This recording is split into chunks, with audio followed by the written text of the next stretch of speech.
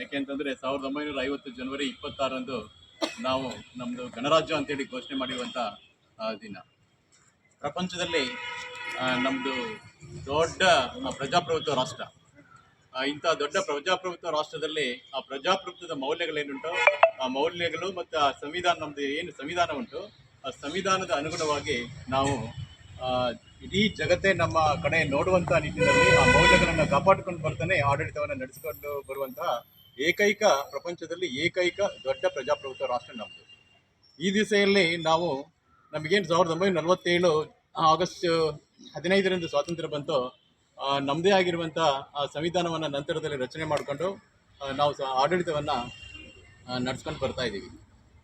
ಪ್ರಮುಖವಾಗಿ ನಾವು ಇವತ್ತು ನೆನೆಸ್ಕೊಳ್ಬೇಕಾಗಿರುವಂಥದ್ದು ನಮ್ಮ ಮಹಾನ್ ವ್ಯಕ್ತಿಗಳನ್ನು. ಈ ರಾಷ್ಟ್ರಕ್ಕೆ ನಮ್ಮ ಸ್ವಾತಂತ್ರ್ಯವನ್ನು ಏನು ದೊರಕಿಸಿಕೊಡುವಲ್ಲಿ ಪ್ರಮುಖವಾಗಿರುವಂಥ ಪಾತ್ರವನ್ನು ವಹಿಸಿದಾರೋ ಆ ಎಲ್ಲರನ್ನ ನಾವು ನೆನಪಿಸಿಕೊಳ್ಬೇಕಾಗಿರುವಂಥ ದಿನ.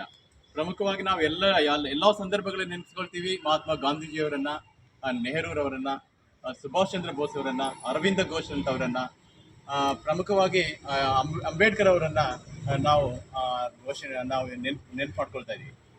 ಇವತ್ತು ನಾವು ಸ್ವಾತಂತ್ರ್ಯ ಬಂದು ಅನೇಕ ವರ್ಷಗಳಾಗೋಯ್ತು. ಈಗ 1947 ಅಂತಂದರೆ ನಾವು ಗಣರಾಜ್ಯವನ್ನು ಘೋಷಣೆ ಮಾಡಿಕೊಂಡೆ 76 ವರ್ಷಗಳು ಆಯಿತು.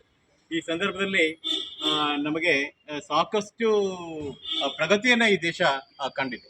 ಕೇವಲ ಪ್ರಗತಿಯನ್ನಲ್ಲ, ಏನು ನಮ್ಮ ಸಾಂಸ್ಕೃತಿಕ ಪರಂಪರೆಗಳನ್ನುಂಟು, ಶ್ರೀಮಂತಿಕೆಗಳೇನುಂಟು, ಅವುಗಳನ್ನು ಉಳಿಸ್ಕೊಳ್ತಾನೆ ನಾವು ಪ್ರಪಂಚದ ನಮ್ಮ ಕಡೆ ನೋಡುವಷ್ಟರ ಮಟ್ಟಿಗೆ ಅದು ವೈಜ್ಞಾನಿಕವಾಗಿರ್ಬೋದು, ತಂತ್ರಜ್ಞಾನದಲ್ಲಿರ್ಬೋದು, ಮಾಹಿತಿ ತಂತ್ರಜ್ಞಾನದಲ್ಲಿರ್ಬೋದು, ಕೃಷಿಯಲ್ಲಿ ಇರ್ಬೋದು, ಕೈಗಾರಿಕೆಗಳ ಪ್ರಗತಿಯಲ್ಲಿರ್ಬೋದು, ಪ್ರತಿಯೊಂದು ಕ್ಷೇತ್ರದಲ್ಲಿ, ಶಿಕ್ಷಣ ಕ್ಷೇತ್ರದಲ್ಲಿರ್ಬೋದು ಸಾಕಷ್ಟು ಪ್ರಗತಿಯನ್ನು ನಾವು ಈವರೆಗೆ ಕಂಡುಕೊಂಡಿದ್ದೀವಿ.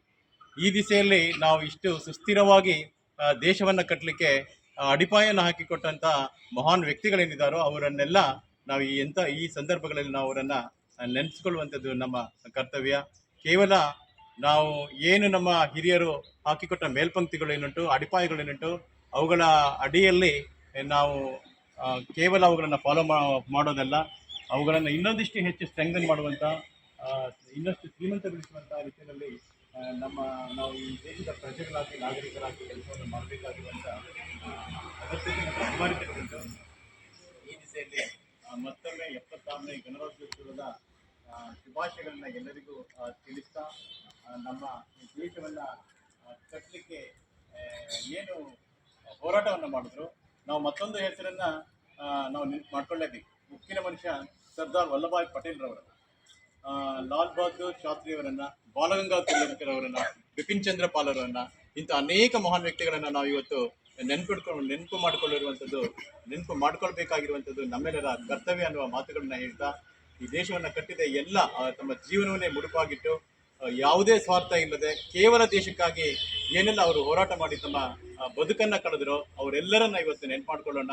ಈ ದೇಶಕ್ಕಾಗಿ ನಾವು ಕಾರ್ಯ ನಿರ್ವಹಿಸ್ತಾ ಇರುವಂಥ ಕ್ಷೇತ್ರಗಳಲ್ಲಿ ಒಂದಿಷ್ಟು ಕೊಡುಗೆಗಳನ್ನು ಕೊಡುವಂಥ ಸಂಕಲ್ಪಗಳನ್ನು ಮಾಡೋಣ ಅನ್ನುವ ಮಾತುಗಳನ್ನು ಹೇಳ್ತಾ ನಿಮ್ಮೆಲ್ಲರಿಗೂ ವಂದಿಸಿ ನನ್ನ ಮಾತುಗಳನ್ನು ಮುಗಿಸ್ತೇನೆ. ಎಲ್ಲರಿಗೂ